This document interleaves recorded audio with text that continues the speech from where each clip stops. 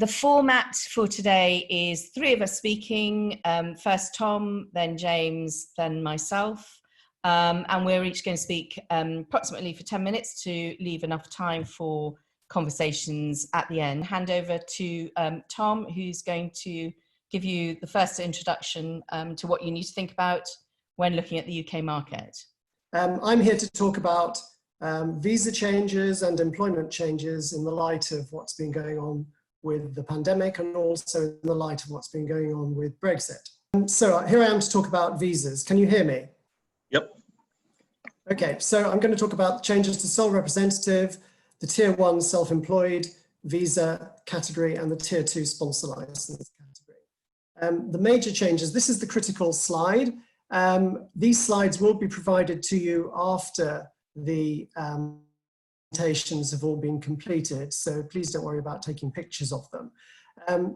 With regard to the visa system, there's a new immigration bill going through Parliament at the moment, and it's primarily aimed at dealing with EU nationals arriving in the UK from the 1st of January 2021, because all EU citizens arriving from the 1st of January 2021 are going to need a work visa. So the immigration bill is going through Parliament at the moment. In the meantime, you need to be aware, if you are currently thinking about applying for a visa, that the health charge, which is part of the government fees for the visas, is increasing from £400 a year to £624 a year per person. Now that increase is coming in October. So if you are thinking about coming, but have decided to delay for a little while, please be aware that you are going to have a considerable increase in costs if your visa is granted from October onwards of £224 per person per year. Note, as far as the sponsor license is concerned on the general visa, that there is to be a loosening up of the rules for this, which is great news for everybody coming in under the sponsor license. The skills level, which is currently at graduate level, is being reduced to A level, and this is going to be from the 1st of January. The minimum salary level is going to reduce to £25,600 a year from £30,000. The requirement for advertising is also being removed. And finally, the annual cap on visa numbers is being removed. These are all happening on the 1st of January 2021, making it much easier to get a Tier 2 general visa, work visa, to come into the UK. And the Tier 2 general visa can lead to settlement after 5 years. Now, with regard to the innovator and startup visas, these are visas that came in March of 2019. They haven't been very successful. And one of the reasons is because there is up till now been no government body as an endorser of the business plans associated with those schemes. Now, the great news is that 2 government bodies are going to be endorsers as part of the scheme. We don't have any more details about that, but it should free up these routes to allow people to come in. These are the replacements for the entrepreneur visa. The global talent visa is a very flexible personal visa, which is based on exceptional talent or exceptional promise. And this has had a cap on it of 2,000 a year, and that cap has been removed.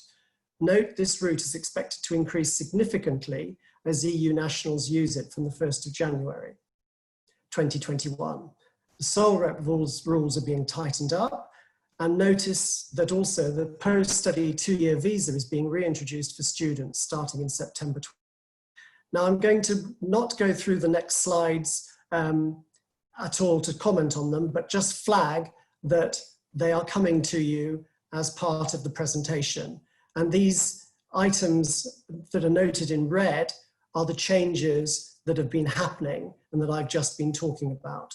Because the changes relating to employment are that there are some new requirements for new employees starting in that more information has to be provided to them from the 1st of April 2020 than has been happening up until now. So new, more detailed information must be provided to employees from the date that they start employment.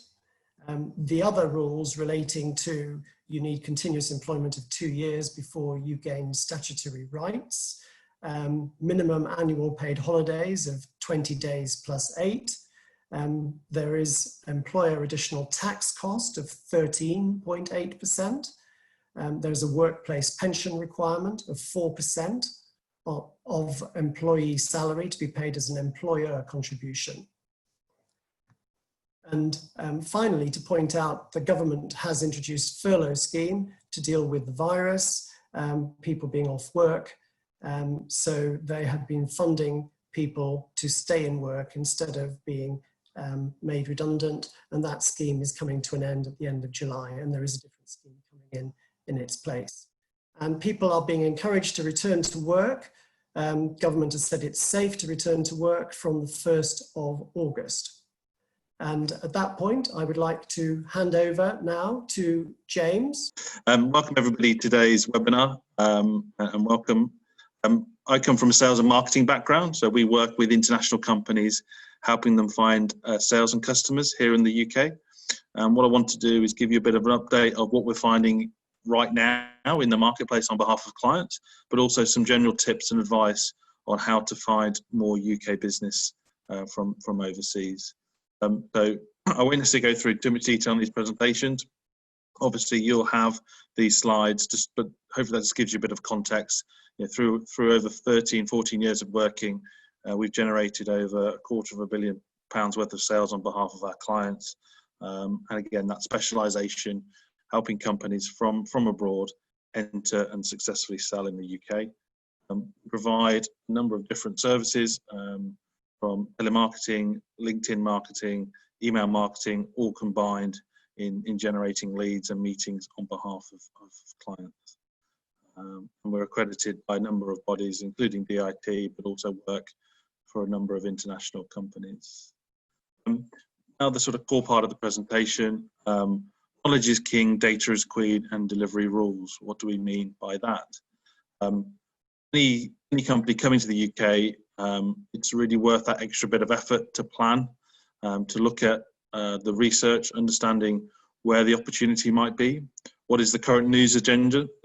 What are the government looking at in terms of trying to promote? They can all provide good opportunities to really strengthen. Obviously, at the moment, the government, as an example, are talking about quite a lot of spending in infrastructure to help drive the economy. So that's a classic example of seeing an opportunity and then capitalising on it. Price point is another really important area to consider. Obviously, you're up against local UK competition, and knowing where you stand in the market is key. In some cases, if you come into the market too cheap, people can be off-put by that, would you believe, in terms of thinking, oh, well, there must be a catch, or something isn't quite right. But also you could increase margin, it could be opportunities. But on the other foot, if you're too expensive compared to the local competition, then it's going to be very difficult to succeed. So doing that bit of research, looking at competitors and seeing what price you need to enter at is vital. Doing a bit of profiling on your existing clients, any existing exports that you do, but also clients from your own market, understanding what profiles, what type of companies are there, how did you gain those clients? You know, will that help you do a similar thing in the UK? So you can do some profiling to then find data of companies in the UK that fit a similar profile to that. And also, I've already mentioned regarding news agenda, but it is something that is really important to understand what politicians are talking about and what currently they're looking to promote and support, because again, that provides whole new markets for companies. Data is queen. What do we mean by that? So data is going to be key to any lead generation or any sales and marketing campaign. If you have the wrong data and the wrong profile of prospect, then the project is always doomed to fail. By having the right quality data, you can put your message and marketing information out to that person. You have very direct dialogue and get feedback from the market as to whether there is opportunity for you. Obviously, the best type of market research, if you like, is will people actually buy your product? And by doing that, you can, if you have the right audience, then you look much more likely to succeed. Delivery rules. This is an important slide. What it's trying to get at is that actually, if you just did one thing on its own, it probably wouldn't succeed. That cog would just move on its own without moving the whole sort of process. By doing 2 or 3 or 4 things together, that will help. As an example, within telemarketing, if you just literally did telemarketing on its own and try to speak to somebody, they're much less likely to accept the call because there's no context to it. Whereas actually, if 3 or 4 days before you've sent a LinkedIn message, you've sent them a case study, something catches their attention, they're much more likely to accept the call through. So one of the key benchmarks of telemarketing is something we call call rate to decision maker. So it's the number of calls you have to make to have a proper conversation with someone who can make a decision. And we see those ratios are much stronger when it's combined with other marketing. And Joanna will talk about PR a little later, but it's very important. PR is a great way of being able to build a message and build a brand out there. And Joanna will talk about that. But the two go hand in hand in terms of supporting other activities you're doing. So hopefully that slide sort of explains that. Some key points and things to consider in the UK. Obviously, the channel selection, what we mean by that is are you looking for partners? Are you going direct? Are you finding a distributor? These are all things and questions you need to ask. There's pros and cons to both. Personally, I've seen from companies that have their own control and have their own staff in the UK are almost controlling their own destiny.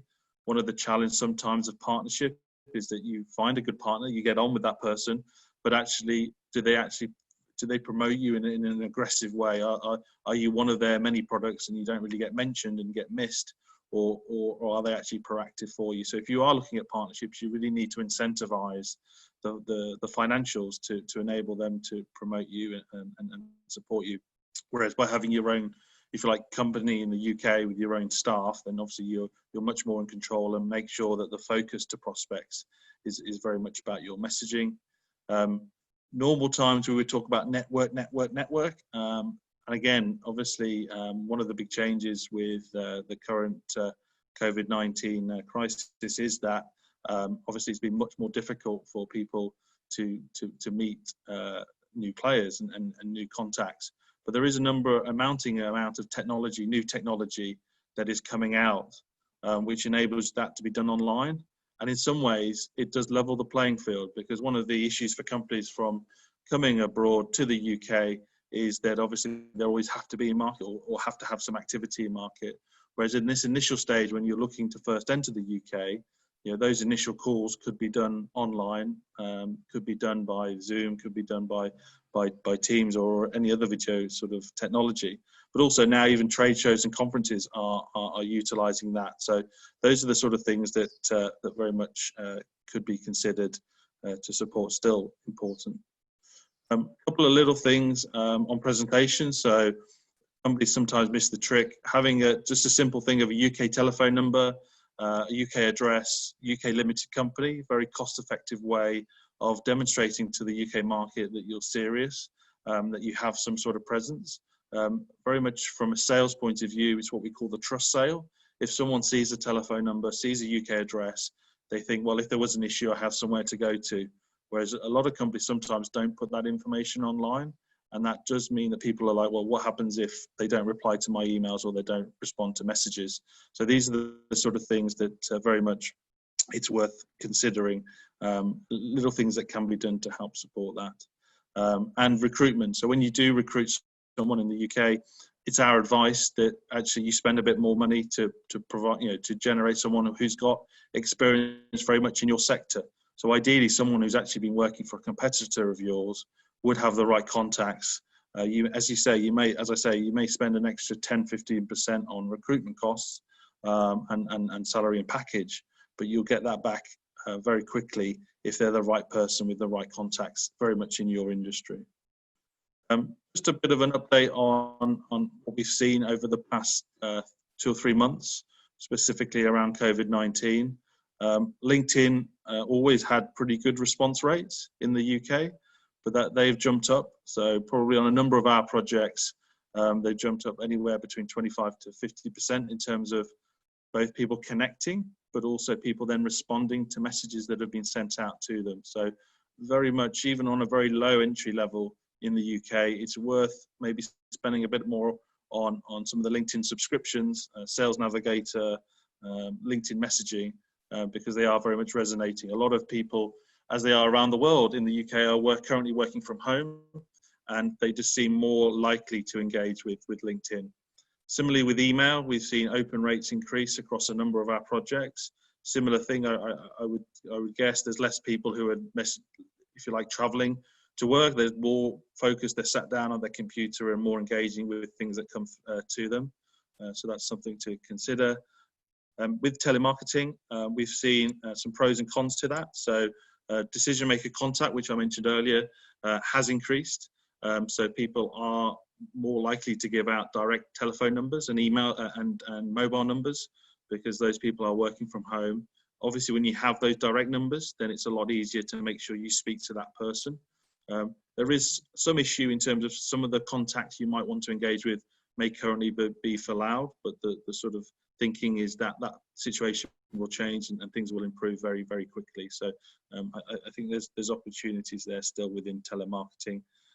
Technology, especially if any of the clients, companies on this call are in tech, then we've seen in the marketplace companies who maybe have sort of lagged a little bit in terms of investing in technology, realize that to be efficient now, but also in the future, they need to now invest in technology. So we've seen a lot of organizations who are very willing to start receiving messages around that. And we've also seen companies and individuals happy to have more and more web demos. Obviously, the normal sort of state of play is face-to-face meetings, but people are willing to have a bit more time, if you like, on their hands at the moment. And so the sort of levels of acceptance for video telephone conference meetings has gone up. And I said, as I mentioned earlier, it can provide a level playing field for international companies coming into the market. And lastly on this, very much a sector by sector approach. So we've seen certain sectors, conversion rates go through the roof, especially, as I said, some of our clients who are, as an example, one of our clients has a video technology that helps companies very specifically in the current situation. And as you can imagine, that's been in high demand. We have another who is an education software company. Again, schools who are having to invest in technology at the moment. These sort of things are very much of interest. So really is case by case, but as I said, with the sort of the current figures, we're expecting quite a jump up in terms of companies going back to work in the next month or so. And lastly, just a slide on our clients, which I won't go into details, but you have those as a reference and my details. What I'll do now is put Joanna as the host, who's doing the next presentation. Okay, so thank you very much. And as James has said, we do quite a lot of work with James and with Tom in terms of clients coming into the UK. So it's often a question of, on this sort of thing, who goes first, because we do tend to say some of the same things, which I think is great, gives you an idea that it's very consistent. I guess from my point of view, I just want to start off and say that I think the job that we do for clients is, obviously, we would say this, but we see it as being really quite an essential part of doing business in the UK. Marketing and PR, it's something that most brands invest in, and it can mean it's quite a competitive market because it's such a good market to come along to. So those are all reasons why actually it's something that you should think about investing in, doing yourself or doing with an agency such as ours, but it's well worth doing, and I'll explain a bit more why in a moment. So as I say, we specialize in market entry. All of our clients come from international markets, from a variety of different sectors, including sort of tech, food and drink, lifestyle brands, so quite a lot of variety in terms of what they do and also how they work. So our campaigns are both business campaigns, direct to consumer, and we also do quite a lot of corporate work and indeed some crisis work when clients need help on particular issues. So our view of what PR and marketing is incredibly broad. We basically start with what does your business need to do to become successful in the UK, and how can we help you get there? So this is what we really say about a company when you come into the UK, that you very much start down the bottom left where you're not known, or maybe known a bit, depends how international or global you are. And our job is to move you up to the top right of the screen where you become a trusted brand or a trusted company. And that job usually includes two sort of ways of looking at life, which is both what you classically call the head and the heart strategy. So a mixture of things that are to do with your company, why it's so good, and then also the emotional part, perhaps the bit which is about, you know, people doing business with businesses they trust, and all that sort of thing, which is the slightly softer side, which needs always bringing to the fore. I want to share with you a few slides just on some research that we did. Now, I would say straight off, this is pre-COVID research, so things will probably shift a bit, and we just haven't redone this. But we always ask clients, and we do research to ask countries whether they have a global vision for their brand from the outset of their internationalization. Which we always find quite interesting.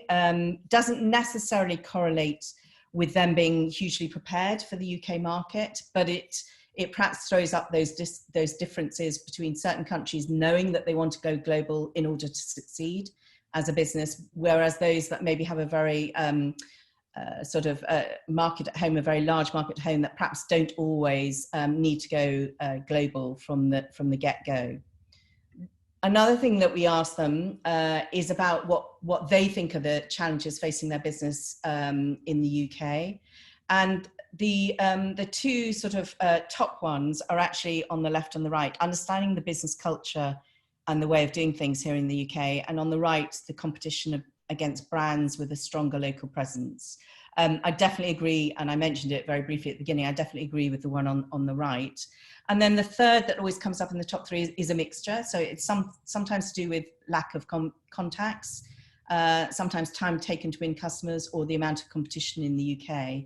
And again, I think some of the things that James was saying earlier about, you know, needing to find out who your key stakeholders are is something that we do in a slightly different way from James, but is incredibly important if you're going to succeed. And then the third slide, and I won't sort of go on to with all of the rest, but the third slide is really looking at what you need to do to prepare for your launch in the UK, and seeking local professional advice. And so I go back to my co-panelists here, Tom and James, it comes up really high, always again in the top three. I think most companies and brands that we work with recognize that it's all about getting to understand this market. And as James has alluded to, for everybody around the world, but this market has changed slightly in terms of what's been happening during COVID. So we're seeing changes in customer habits and business habits that we think will certainly last into the future. So the basics of taking your brand, you know, international are in many ways exactly the same as, you know, being a successful brand in your home market. And this is, some of these quotes are taken from a very good piece of research about, you know, taking your brand global by McCann. But it's really about making sure that you're relevant, that you're understood, and that you're consistent in terms of your offer and how you describe your offer.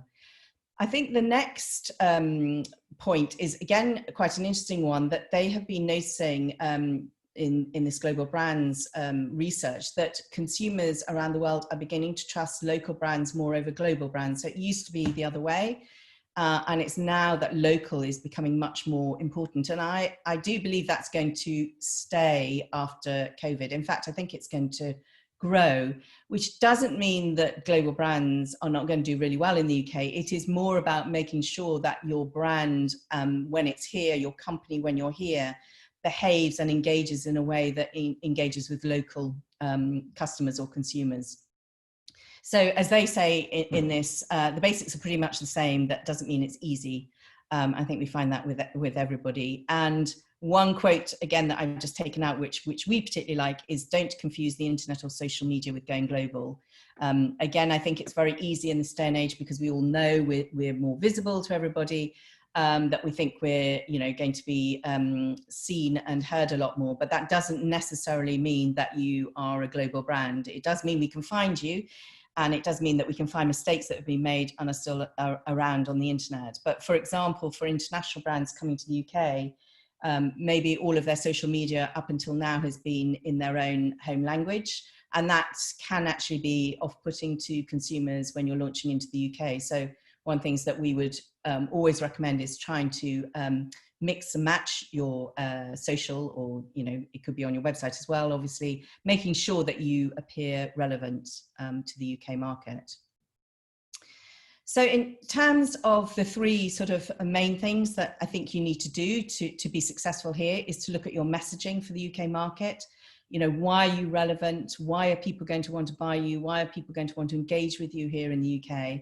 And that's really to do with your brand and your product offering, your service offering, whatever it is. But it's really important that the messaging is very much tailored to the UK market. And again, I just mentioned that I think that has changed. So a lot of the businesses we work for are changing their messaging in the last 2-3 months, because the way that their consumers or their customers are working has changed quite considerably. The second is stakeholder mapping. You really need to know who you need to know to be successful in the UK.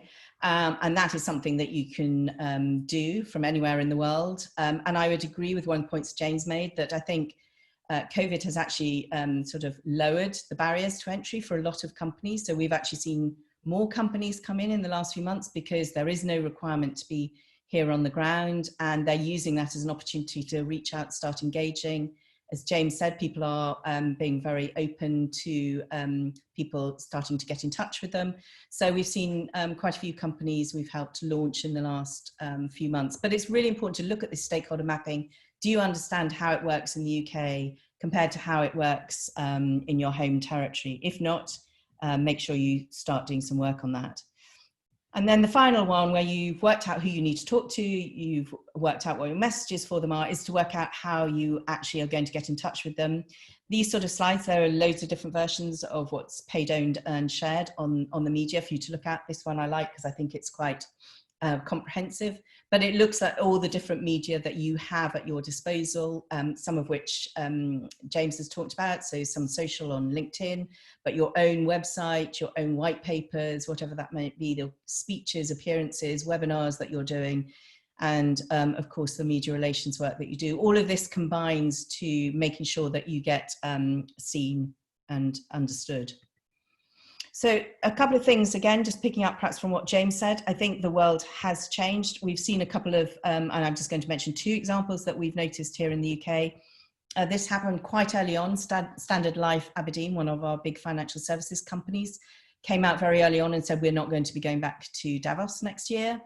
And their chief exec was quoted about talking about localism and how they felt their focus had to go very local to what was happening here. So I think that's a very interesting decision to take so far in advance. I think it shows you that there's a lot of questioning going on about positioning and what people are doing and what they should be doing.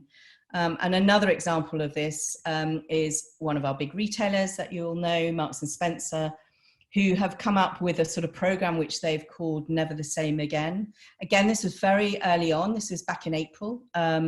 And I think that is really interesting that they have come out again very early on and said things are changing and they will not go back to what they were before. And I think we're seeing loads, these are just 2 big examples, but we're seeing loads of examples of this, of people changing what they believe the market is going to be like here in the UK. Which really leads me on to sort of the final slide, really, which is about your need to be adaptable. I think this is always relevant for international companies, brands coming into the UK. The UK is a hugely open market. It's great. It welcomes new companies, new brands, but it's also quite competitive. But now more than ever, I think it's about adapting your messaging and your positioning to be right for the UK market. And bear in mind what's right now is probably not the same as it was just a few months ago. So perhaps if I just kick off with some of the questions that came through to me as having organised it. For Tom, for you, we had one which was about will people be able to get a work visa to work in the hospitality industry, which is obviously one of the sectors that's really been badly hit. Is that something that you can give us your opinion on? Yes, well, the issue about the hospitality sector is that it tends to be a low skill sector, and the work visa system is geared to high skills. And the new system that's coming in from the 1st of January is, as I said in my presentation, reducing the skill level from graduate level to A level. But the feeling is that even at A level, that isn't going to be enough to allow people to come in to serve at table, serve in hotels, make beds, those sorts of things. So essentially, there is the need for a low class visa to come in, which the government is bringing in for agricultural workers, but isn't seeking to do for any other sector. So watch this space is what I'd say, Joanna. Okay. And from your side, James, again, I think this is very much for you. When they sent in the questions, they didn't always specify, but I think this one is for you, about the UK market, and are companies still, open to approaches? I mean, you covered it a bit in terms of your presentation, but are they still open, or is it more difficult to find them, I suppose? Yeah, no, good question. I think obviously what we found in the current market here now is that very much companies are looking to engage.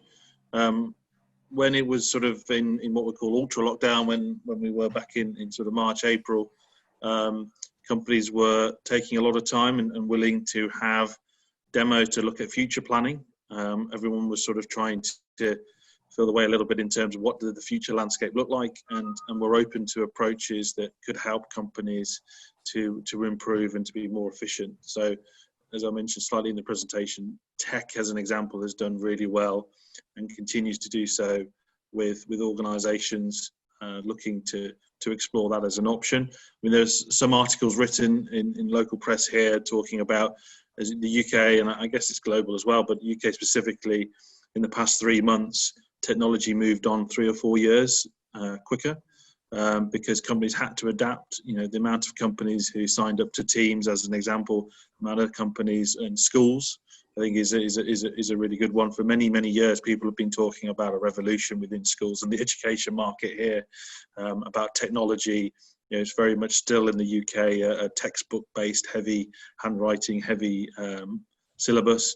But in the past 3 months, they've moved on probably 5 to 10 years quicker than they would have done, because schools have had to do that to engage still with pupils. So I think sometimes these unfortunate situations that have happened do have a knock-on effect, and for certain companies it does provide them an opportunity to really understand and get opportunities that might not otherwise have been there. On the other foot, there's obviously certain sectors where it's more challenging. So companies looking at, say, the retail and restaurant and food service sector, obviously that's currently struggling. Good news today that they're going to be reopening from the 4th of July. But also, even in that example, we've seen companies who are in sort of retail tech, where retailers now saying, actually, we might reduce the amount of physical stores we have, but we're going to spend more money on technology to help us still drive sales. So I think in any sector there's still opportunities. It's just making sure that, and doing that research, as we sort of talked about earlier, that actually is there a market here. Yeah. And Tom, another one for you. We've had a question in which is specifically about visa applications for LATAM businesses. When do you think they're going to reopen applications, and do you think there's going to be any changes in visa policies going forward for that particular? So the position on when visa applications are going to open is that it's kind of like a wave coming over from the east to the west, a bit like the virus. So as the virus has kind of gone away from the east and gone to the west, and at the moment the Americas, with the exception of Canada and also with the exception of Argentina, seem to be badly affected by the position is the same with the visa centres, that the visa centres in the east have all started opening. Even the one in Wuhan has opened again. The ones in Russia, they're about to open. The ones in Europe are mostly open. But the ones in the Americas, at the moment, we have no announcement about when they can be opened. We were thinking that the ones in the US would open from about the 4th of July or the 6th of July, the 4th of July being a Saturday. But that hasn't been confirmed. And in fact, President Trump yesterday has closed the borders well, he's closed it off for work visas for the rest of the year into the US. So a protection policy for people coming in. But coming into the UK, I would think Latin America is going to depend on how quickly the virus goes. But they are looking at it country by country. And if Argentina is relatively free, then I would expect it to open there before, say, Brazil or Colombia. That's what I would expect. And as far as expecting any changes in visa policies going forward, well, we've got the news that the immigration bill's coming through, which I talked about, and that's coming in the slides that you'll get. But apart from that, I don't expect any other changes. I mean, with COVID at the moment, there are emergency positions with regard to visas. If you're stuck in the UK and your visa's expired, then you have the ability to stay on and that type of thing. But those emergencies are all coming to an end now. I think the government has effectively said that at the end of July, and we're back to normal almost. And I mean, we've got hotels opening up from the 4th of July as well in this country. So I think during July, I would like to think that everywhere will be open again around the world, but it'll depend on the pandemic. Yeah, and I think a lot of companies are saying, although they want to travel again, they are sort of shifting between some travel, some need for visas, and then doing some virtually. That's certainly what we're hearing. So it's more of a mix and match than perhaps there was. But I know from our side, we're speaking to a few people who are desperate to get back into the UK as soon as they can.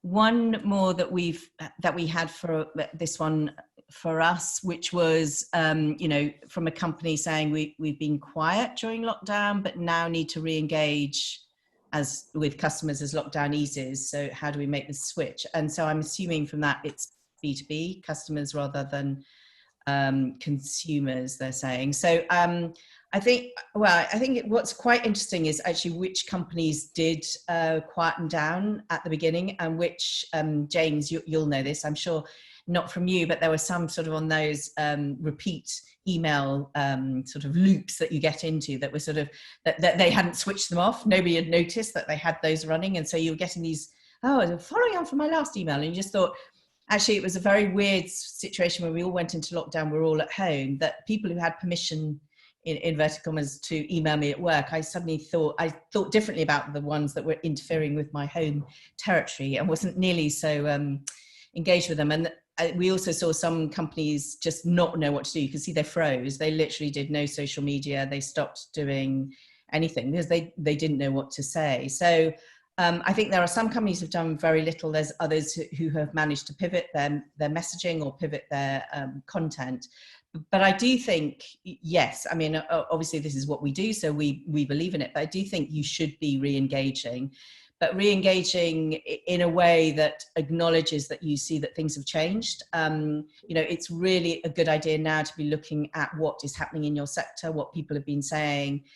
Take the time, if you've got slightly more time, which not everybody has, but if you've got a little bit more time, look at what your competitors have been saying and doing, look at what the sort of opinion formers in your market are talking about, because there are some really interesting points of view there about how things have shifted. And I think you want to make sure that you know those, you don't necessarily have to totally agree with them, but that you understand that as you start engaging, so that you're not looking as though you're not reading what the sort of the new rules of engagement are. So it's really important to be, I think, quite sensitive to everything that's gone on within different sectors. And although, it's tempting to think that we're all back or we're in a new normal, I still don't think any of us know what that new normal is going to look like. So our advice really would be to keep your antennae really alert in terms of what's going on and try and respond to that and see what opportunities there are, rather than assume that you can understand what the market's going to be doing. So let me just have another look up here. James, one for you about a current project and how the approach might have changed during COVID. Have you got I know again you sort of touched on it a bit, but. Yeah, I mean, I guess one example would be that the video company I mentioned, they're actually originally from India. They had a certain prospect list that they were targeting pre-COVID when we first initially went to meet them and speak to them about the project. But very quickly it became apparent that they were getting inquiries from a different sector, which was those organisations who had people going out on home visits and visiting people's offices and factories that could utilise their technology. And so they pivoted within about a week, so that we actually built a brand new database of prospects that fitted that immediate interest. So I think it's a good example of where an organisation has benefited from really listening to what's going on currently and understanding what is being said. I mentioned in the presentation, but one of the best things you can do with any new market is to really understand what politicians are talking about, what are they looking to promote, what is government policy on certain areas, because that would dictate where money is spent, both public and private money. So that they can be good opportunities to understand and really tailoring, as I think you mentioned in your presentation, Joanna, tailoring your message to here and now. You know, those companies who were quick on their feet and were able to update messages and be helpful and to send positive messages around support, you know, thinking about key workers and that type of thing. We saw a lot of the big corporate brands pivot messaging around not necessarily promoting themselves, but being more supportive and demonstrating how their workforce, as an example, had volunteered to help with vulnerable people. So I think there are lessons that can be adopted by all to not just now, but in the future, is to really understand what are the current what's in the current news cycle that can really help you and support you in whatever business that you've got. Thanks, James. And Tom, another one for you about the entrepreneur visa. Is there something that's an easy like-for-like replacement? So I think what the questioner is getting at is the fact that the entrepreneur visa was a very successful visa for self-employed people wanting to come to the UK to set up as a founder of a new business in the UK. And the replacement for it, which is called the Innovator Visa and also called the Startup Visa, those two visas, as I mentioned in my presentation, haven't been very successful. They've been going a year now. And the reason that the two new visas as successors to the Entrepreneur Visa have not been successful is because they require an endorsing body to endorse the business plan of the entrepreneur to come to the UK. And those endorsing bodies have all been private companies, and they have vested interests in endorsing, and they've had very few endorsements that they've been allowed to give out, and they've wanted paying for them. That in sharp contrast to the exceptional talent, now called the Global Talent Visa, where you go for endorsement for exceptional talent to the government agency to get the endorsement. And that particular visa, the Global Talent Visa, has been very successful and is going to be much more successful going forward and become much more popular. I predict, looking in my crystal ball, that is the visa of the future for a lot of individual people. They will need exceptional talent, not the money. So coming back to the Innovator and the Startup Visa, the reason why there has been a change is because, as I said, the government agency has now come on board to provide endorsements for the Innovator Visa and the Startup Visa. So that gives hope. The old entrepreneur route will now be a good route, the Innovator and the Startup Visa, or a better route for those people to be able to follow, because they'll be able to get endorsements from the government bodies. But at this stage, we don't know much more about what those government bodies, how they're going to go about doing endorsements. Okay, if anybody wants to add any more questions to the Q&A side, please do.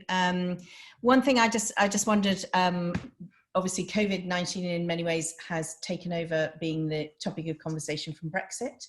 I don't know whether you two want to share anything on what you think is going to be happening. I'm happy to say that Brexit has taken a back seat, thankfully. We had thought that it had taken a back seat permanently at the beginning of the year with the deal that was done, and we voted to go out at the end of January. But of course, we've got this transition period on Brexit that is going on at the moment, and the government has to reach a deal over the process beyond the 1st of January 2021. I think it's pretty clear that there is going to be no extension to Brexit, to the transition deal. The biggest reason for that being that there is a massive cost in carrying on for a further year. So there's going to be, they have to reach a deal, and I think that message has got through. So they have to do a deal, but there's going to be quite a lot of headlines, I think, towards the end of next month maybe, and then into the autumn as regards Brexit. And then that'll be done and dusted. But as far as COVID is concerned, I mean, clearly nobody knows when it's all going to finish, whether it's going to come back. So, you know, as far as that's concerned, hopefully the good thing is that we've all had time to get used to it, and we've got ideas of how to deal with it. And we're following on from the wave coming over from the east to the west. We're seeing how other countries do it and what they're successful with, and whether they get apps out to track and trace. So I would like to think that we will be much better prepared if there is a second wave of virus that arrives in the Northern Hemisphere in the autumn. James? Joanne, I think you're on mute. James, anything you want to add? I think from always from a lead generation sales point of view, as I mentioned earlier, sometimes these things can be opportunities. So what we've seen is a growing interest from companies outside Europe looking at opportunities in the UK. And obviously, as the UK is looking and searching for free trade agreements across the world, then that can open doors to new markets. So I think, you know, and everyone hopes that a deal is done. I personally think a deal will be done. I think it's in everyone's interest, especially with what's going on currently. But even if it wasn't, I do think that, as I said, we've seen massive increase in inquiries from Australia as the UK are doing negotiations with Australia and New Zealand. Those organisations have seen, well, actually, who is one of our natural allies from trade, and it is the UK. And so, for instance, the number of inquiries from that region's increased by around 50% for ourselves. So I do think that whatever the situation, whatever happens, then as an example, Latin America, I think there's opportunities there as well. So it's a case of seeing what's best for your business. I wouldn't put anybody off at all about what might happen, because I think it will be sorted. But even worst case scenario, there's opportunities. Yeah, I think from everything that well, we all believe, us three, but also from talking to other people, I mean, the UK is still a phenomenal market, and still perceived as one of the best markets to test your sort of going global capability. So I think from everything that I hear from people, yes, of course, you've got to take into account what Brexit might do, but then you would take that into account in any market that you're going into, and it still remains a really good one. Just in answer to one of the questions, yes, we will share the slides, and we'll also share a recording of the webinar. But I don't know if there's no more Q&A coming through, I don't think so. I think unless Tom and James, you've got anything in particular want to say at this stage? I think probably just one last comment for companies. Obviously, looking at the UK, obviously DIT, fantastic resource for you. You may already be in contact with them, but do approach your local consulate or embassy. They're very much willing and keen to help. And a number of our clients obviously use and work with them. So please do that. There are a number of very good support services they can offer. Yeah, no, I agree, actually. And I think for anybody who doesn't know their DIT in their own country, I think certainly between the three of us, when they arrive here in the UK or come to the UK, we always reintroduce them back into DIT here because, as Jane says, great source of help, advice and information. So thank you all. Oh, yes. Sorry, Joanna. Yeah. Just one final point regarding air bridges into the UK. At the moment, there is self-quarantining for citizens, anybody arriving in the UK, although I do wonder whether anybody's actually policing that, because we've heard of nobody actually being stopped for anything to do with that. But we are expecting an announcement in the next couple of weeks about air bridges with particular countries, probably in Europe rather than anywhere further afield. So the message that the government is giving out is that the UK is open for business, is reopening for business, and very much so in July. All of the barriers that there are with regard to the virus, I think, are disappearing, in that you've got a hotel to stay in. And I think the quarantining measures may stay in name only for particular countries, but for the vast majority, they're going to disappear as well. Okay. Thank you. Thanks, Tom. So thank you all very much for coming. As I say, we'll share this with you as soon as we've finished recorded, and we'll send you the slides as well. But thank you all very much for attending. I really appreciate it, and hope you arrive in the UK sometime soon. We get to see you all. Okay, take care. Bye.